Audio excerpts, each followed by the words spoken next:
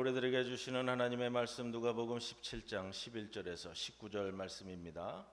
예수께서 예루살렘으로 가실 때에 사마리아와 갈릴리 사이로 지나가시다가 한 마을에 들어가시니 나병 환자 10명이 예수를 만나 멀리 서서 소리를 높여 이르되 예수 선생이며 우리를 불쌍히 여기소서 하거늘 보시고 이르시되 가서 제사장들에게 너희 몸을 보이라 하셨더니 그들이 가다가 깨끗함을 받은지라. 그 중에 한 사람이 자기가 나은 것을 보고 큰 소리로 하나님께 영광을 돌리며 돌아와 예수의 발 아래에 엎드려 감사하니 그는 사마리아 사람이라. 예수께서 대답하여 이르시되 10사람이 다 깨끗함을 받지 아니하였느냐? 그 9은 어디 있느냐? 이 이방인 외에는 하나님께 영광을 돌리러 돌아온 자가 없느냐 하시고 그에게 이르시되 일어나 가라, 내 믿음이 너를 구원하였느니라 하시더라. 이 말씀 가운데 성령께서 함께 하시기를 기원합니다. 신천 세브란스 병원 심장병동에 무명의 시가 걸려있는데 이런 내용입니다. 주님, 때때로 병들게 하심을 감사합니다. 인간의 약함을 깨닫게 해주시기 때문입니다. 가끔 고독의 수령에 내던져 주심도 감사합니다. 그것은 주님과 가까워지는 기회입니다. 일이 계획대로 안 되게 틀어주심도 감사합니다. 그래서 나의 교만이 반성될 수 있습니다. 아들, 딸이 걱정거리가 되게 하시고 부모와 동기가 짐으로 느껴질 때도 있게 하심을 감사합니다. 그래서 인간된 보람을 깨닫기 때문입니다. 먹고 사는데 힘겨우게 하심을 감사합니다. 눈물로써 빵을 먹는 심정을 이해할 수 있기 때문입니다. 불의와 허위가 득세하는 시대에 태어난 것도 감사합니다. 하나님의 의가 분명히 드러나기 때문입니다. 땀과 고생의 잔을 맛보게 하심을 감사합니다. 그래서 주님의 사랑을 깨닫기 때문입니다. 주님, 감사할 수 있는 마음 주심을 감사합니다. 우리는 가능성이 있습니다. 맥주 감사절입니다. 1년 전반기를 마치고 새로운 후반기를 시작하는 7월 첫 주를 감사로서 시작한다라는 것은요, 의미 있는 우리 신앙 여정이 되리라 생각해 봅니다.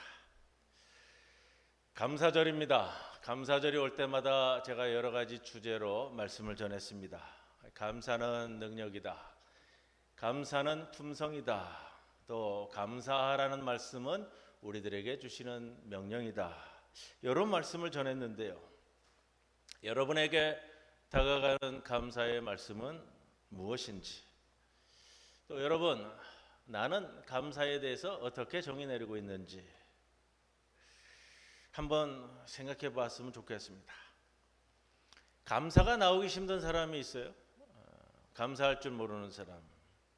그런 사람은 가진 것의 주인이 나 자신이라고 생각하는 사람입니다. 이런 사람은 흔히 욕망으로 사는 사람이다 이렇게 이야기합니다. 제가 감사에 대해서 말씀드리면서 나에게 기쁜 일이 생겼을 때 여러분 자랑하지 마시고 감사하십시오라는 말씀을 반복해서 좀 드렸습니다. 자랑하지 마시고요, 감사하십시오. 사람이 살다 보면 자랑하기 바빠서 입이 근질거리는 사람이 있잖아요. 그저 이제 가슴에 품고 와서 자랑하고 싶어서 근질거리는 사람이 있단 말이에요. 자랑하지 말고 감사하라 했는데 이걸 받아들이기 힘드신가 보더라고요. 어떤 분들은 그런 소리도 들려요. 목사가 자기 자랑할 것도 자랑도 못하게 만든다고. 그런 말씀 들으면 참 좀 고개가 갸우뚱해집니다. 여러분, 자랑이 아닌 감사를 드려라 할 때 그 감사가 더 큰 감사가 되는 것이고요. 이 감사는 하나님께서 내게 주신 것을 하나님께 자랑할 수 있는, 하나님 주신 것을 내가 하나님께 또 자랑할 수 있다. 이게 참 신앙적으로 의미 있는 표현이 될 겁니다. 이걸 이해 못하고 받아들이지 못하는 것, 욕망이 앞서는 자들이 일반적으로 보이는 모습이다라는 생각을 합니다. 이런 분들이 내 삶의 주인이 나라고 내가 가진 것의 주인이 나라고만 생각하는 분들이 그런 경향이 있습니다. 초기 기독교 교부였던 성 크리스토스톰은 이런 표현의 글을 남겼습니다. 내가 지금 살고 있는 이 집은 내 것일까요? 아닙니다. 이 집은 그 안에 몸담아 사는 동안 하나님께서 내게 빌려주신 물건입니다. 내가 입은 이 옷은 내 것일까요? 아닙니다. 이 옷은 낡아서 해지거나 나보다 헐벗은 이에게 벗어줄 때까지 하나님께서 내게 빌려주신 물건입니다. 지금 여러분이 보고 있는 이 몸뚱이는 내 것일까요? 아닙니다. 이 몸은 내가 태어나던 날 하나님께서 빌려주셨다가 내가 죽는 날 도로 가져가실 물건입니다. 내가 지금 하고 있는 말을 구성하여 만들어내는 이 머리는 내 것일까요? 아닙니다. 이 또한 내 생일에 하나님께서 빌려주셨다가 죽을 때 도로 가져가실 겁니다. 그러면 나는 무엇을 가진 걸까요? 도대체 내 것이라고 할 만한 것이 있기는 한 겁니까? 있지요. 내가 살아있는 동안 성장하고 내 안에서 아름답게 피어나는 덕목들, 그것들은 내 것입니다. 내가 사랑 안에서 성숙한 그만큼 나는 사랑을 가진 겁니다. 믿음 안에서 성숙한 그만큼 나는 믿음을 가진 겁니다. 온유함 속에서 성숙한 만큼 나는 온유함을 가진 거지요. 이런 것들은 없어지지 않습니다. 왜냐하면 하나님께서 그것들로 하늘나라가 가득 차기를 바라실 테니까요. 이 모든 덕목들을 담고 있는 내 영혼도 물론 내 것입니다. 성 크리스토톰은 삶의 덕목들을 제외하고는 내 것은 없다고 말합니다. 잠시 받은 것들이고 그분이 주신 것들입니다. 이것이 우리를 욕망이라는 것으로 행하고 하고요. 그렇게 된다면 그것은 원망과 불평에 휩싸이게 할 겁니다. 감사와 대척점에 있는 표현은 무엇일까요? 감사와 대척점에 있는 표현은 당연한 것이라 여기는 것이라고 합니다. 당연히 내 것이라고 여기는 당연심리가 우리를 망가뜨린다고요. 오늘 우리가 봉독한 누가복음 17장 11절 이하의 나병 환자의 이야기는 이러한 감사에 대해서 우리에게 말해줍니다. 10명의 나병 환자가 등장합니다. 성서에는 나병 환자의 이야기가 참 많이 등장합니다. 고대 사회니까요. 그 당시 아마 이 나병 때문에 사회적으로 참 어려운 부분이 많았다라는 생각을 가집니다. 한센병이라고 하는 나병, 여러분 요즘에는 뭐 이런 분들 보기 어렵고요. 또 많이 고칠 수 있다고 하고 예방도 됩니다만 뭐 최근까지도 참 힘들었잖아요. 제가 기억합니다. 제가 몇 번 말씀드렸던 것 같은데 제가 범일동에서 초등학교 다닐 때 진시장 앞에 육교 위에요. 가끔 나병 환자들이 그 육교 위에서 구걸하던 모습을 제가 기억을 합니다. 참 그분들을 뵐 때 제가 초등학교 시절이니까 참 무서웠어요. 그게 불과 뭐 얼마 안 되거든요. 하나님이 내린 저주라고까지 불렀던 이 나병. 일단 이 병에 걸리면 마을 밖으로 쫓겨나 움막이나 동굴에서 나병 환자들끼리 모여서 살아야만 했습니다. 그리고 밖에 나다니지도 못했는데 혹 나다니게 되면 사람들이 보이게 되면 가까이 가서도 안 되고요. 사람들이 보이면 본인이 소리를 질러야 됐습니다. 나는 부정하다. 나는 부정하다. 그래서 다른 사람들이 가까이 오지 못하도록요. 아마도 고대 사회 공동체에서 전염 예방을 위한 피치 못할 조치였다. 이렇게 우리는 생각합니다. 본문 12절을 보면 10명의 나병 환자도 예수님으로부터 멀리 떨어져서 소리 높여 이르되 예수 선생님 우리를 불쌍히 여겨 주옵소서 라고 소리 질렀다고 합니다. 그들은 낫기를 바라지도 않았습니다. 오늘 표현을 본다면요, 낫는다는 것이 불가능하다고 여겼을지도 모르겠어요. 그저 불쌍히 여겨달라고만 합니다. 이들에게는요, 더욱이 예루살렘 출입이 금지되었고요, 마을이 출입 금지되었으니까 예루살렘 성 출입 금지된 건 당연하고요, 그렇다면 성전 출입도 금지되었겠죠. 모든 사람들과 단절된 겁니다. 가족들과의 접촉도 금지되는 거고요. 고치기 너무나 어렵고 당시는 전염 위험이 많았기 때문에 사람들에게 동정도 받기 힘든 것이 나병 환자입니다. 병도 병이지만 사람들로부터 받는 냉대와 소외, 병 자체가 주는 고통보다도 훨씬 큰 겁니다. 그래서 세상을 원망하며 죽어가는 슬픈 병입니다. 오늘 본문 14절을 보면 10명의 나병 환자가 불쌍히 여겨달라고 소리쳤을 때 예수님께서 공통적으로 하시는 말씀이 있어요. 우리가 복음서에 나오는 기적 이야기에서 많이 다루었지만 다른 기적 사건에서처럼요, 예수님께서 내가 낫게 해주마, 네가 나으리라, 이렇게 말씀하시지 않고요, 오늘도 뭐라고 말씀하셨죠? 제사장에게 너희 몸을 보여라. 그렇게 말씀하신 이유가 바로 여기에 있습니다. 제사장에게 보여 깨끗함을 인정받아야, 여러분, 그래야 마을과 가족 품으로 다시 돌아갈 수 있기 때문입니다. 제사장에게 깨끗함을 인정받지 못하고 마을로 들어가게 되면 아마도 돌팔매질을 받아서 쫓겨나게 될 겁니다. 바로 이러한 점 때문에 나병 환자들은 세상을 증오하며 원망하는 마음만이 쌓였을 겁니다. 원망만이 남는 병. 여러분, 이 10명의 나병 환자의 이야기는 그런데 단순히 특정인의 병 이야기만은 아닙니다. 입을 열면 불평과 원망만 있는 우리 모두의 병이라고 할 수 있지 않을까요? 사실 이 사건만을 따로 떼어놓고 볼 사건은 아닌 것 같습니다.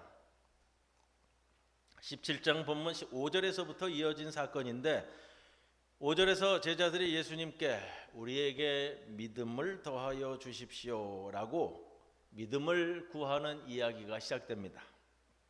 그리고 6절에서는 겨자씨만한 믿음에 관한 이야기가 나오고요, 7절에서 10절까지는 주인과 종의 믿음에 관한 이야기가 이어지고, 그리고 오늘 11절 이하의 나병 환자 이야기가 기록됩니다. 오늘 본문의 19절 마지막 절을 보시면 예수님의 내 믿음이 너를 구원하였다 라는 말씀이 있듯이 믿음에 관한 것으로 시작해서 믿음에 관한 것으로 끝나는 구절이다 라는 겁니다. 오늘 본문의 중요한 특징은 16절에서 감사를 말함으로써 또 이 나병 환자 치유 사건이 감사라는 주제로 연결됨을 볼 수 있습니다. 그래서 이 본문을 신학적으로는 믿음과 감사가 연결되었음을, 즉 전체적으로 봤을 때 5절 이하의 사건에서, 그리고 오늘 본문 나병 환자의 사건에 이르기까지 믿음과 감사가 서로 연관되어 주고자 하는 메시지가 있다라는 것이고요, 17장을 한마디로 표현하면 감사는 믿음에서 나온다는 것이 예수님의 말씀 아니겠습니까? 여러분, 여기서 나병의 가장 큰 특징을 보입니다. 다른 병과 결정적으로 다른 점이 하나 있는 병입니다. 살이 썩고 코나 귀가 내려앉아도 나병 환자가요, 고통을 느끼지 못한다는 데 있습니다. 한마디로 무뎌진 삶이잖아요.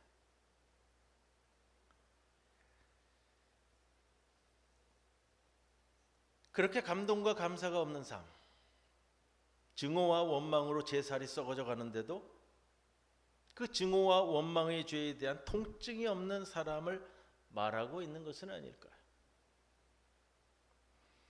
13절에서 10명의 나병 환자가 예수님께 불쌍히 여겨달라고 소리칩니다. 그러자 예수님은 14절에 제사장들에게 너희 몸을 보이라. 그렇게 10명의 나병 환자가 제사장에게 가던 중 몸이 깨끗함을 받았습니다. 문제는 지금부터입니다. 이 치유받은 10명 중 오직 한 사람만이 예수님께 즉시 와서 하나님께 영광을 돌리며 감사를 했다는 겁니다. 나머지 9명의 나병 환자들은 오지 않았다는 겁니다. 근데 참 이 특이한 모습이 보여요. 예수님께서 이 9사람에 대한 언급을 하며 흔히 보이지 않았던 섭섭함을 예수님이 드러냅니다. 17절 말씀처럼요. 10사람이 깨끗해지지 않았느냐? 그런데 9사람은 어디 있느냐? 돌아온 한 사람은 사마리아인이라고 이야기합니다. 그렇다면 우리가 이런 생각을 해볼 수 있습니다. 돌아오지 않은 9명은 아마도 유대인이라는 겁니다. 왜 사마리아인 한 사람만이 감사를 드렸을까? 예수님은 다른 9은 왜 안 왔냐고 언짢은 마음을 보이실까? 참 흔치 않은 장면이잖아요. 참 예수님도 심하다 싶은 마음이 듭니다. 아니, 언제? 내 몸이 나으면 나에게 돌아오라 말씀하셨나요? 분명히 14절에서 가서 제사장들에게 너희 몸을 보여라고 했지. 나에게 돌아오라는 말씀은 예수님은 하지 않으셨습니다. 오히려 예수님의 명령을 어긴 것은 바로 이 사마리아 사람입니다. 가서 제사장들에게 너희 몸을 보여라고 했지. 예수님께 오라고 하지는 않으셨잖아요. 9명의 유대인 나병 환자는 말 그대로 예루살렘 성전에 있는 제사장에게 갔을 겁니다. 이것이 율법입니다. 나병이 나으면 성전에 가서 제사장에게 건강해진 몸을 보이고 사회로, 마을로, 가정으로 복귀해야 하는 것이 율법의 의무입니다. 그러나 여러분, 오늘 본문에서 놓쳐서는 안 되는 것이 한 가지 있습니다. 그것은 율법의 의무이지 구원은 아닙니다. 제사장은 구원을 주는 메시아가 아닙니다. 그저 몸이 깨끗해졌나 아닌가를 판단할 뿐입니다. 율법은 죄를 묻는 심판이 있을 뿐입니다. 그런데 한 명의 사마리아 사람 나병 환자는 왜 예루살렘 성전에 가서 제사장에게 깨끗해진 몸을 보이지 않았을까요? 왜 안 갔을까요? 간단합니다. 이방인입니다. 오늘 표현에서도 이방인이라고 표현하고 있죠. 이방인은 예루살렘 성전에 들어갈 수 없습니다. 본문 18절 표현에 그는 이방인이기 때문입니다. 그러면 이 사람은 어디로 가야죠? 사마리아에 있는 성전에 가야 됩니다. 그러나 이 사마리아 사람은 갈 수가 없었습니다. 이미 이 사마리아 성전은 기원전 129년에 침략당해서 초토화됐습니다. 이 사마리아 사람은 갈 성전이 없었습니다. 그렇기에 주님께로 돌아오는 겁니다. 그리고 좀 더 심화해서 우리가 말씀을 볼 것은 예수님이 말씀하신 히브리서 4장 14절 가서 제사장들에게 너희 몸을 보여라 라는 말의 참 의미를, 과연 제사장은 누구인가 하는 의미를 히브리서 4장 14절에 찾아볼 수 있는데, 그러므로 우리에게 큰 대제사장이 계시니 승천하시니 곧 하나님의 아들 예수시라. 우리 예수님은 죄 없는 짐승을 예물로 드려 죄를 사하는 제사장이 아닙니다.